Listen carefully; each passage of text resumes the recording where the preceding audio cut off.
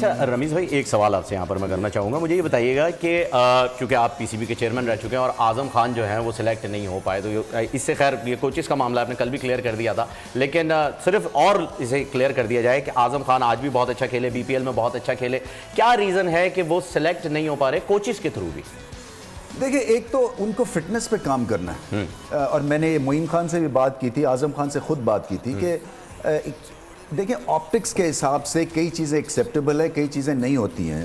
اور پھر مجھے یاد ہے جب میری پہلی ان ٹیم والوں کے ساتھ میٹنگ ہوئی تھی، پوری پاکستان کی ٹیم تھی، تو ان کا یہی مقصد تھا کہ ساروں کے لیے آپ ٹرمز آف انگیجمنٹ رولز ایک رکھیں.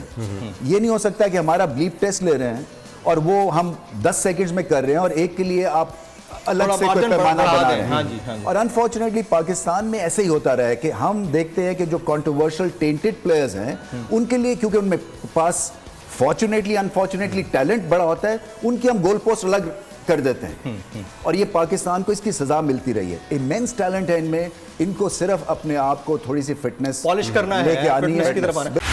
بول اڑائے گا سب کا ہوش، بھول جائیں گے سب اپنا جوش.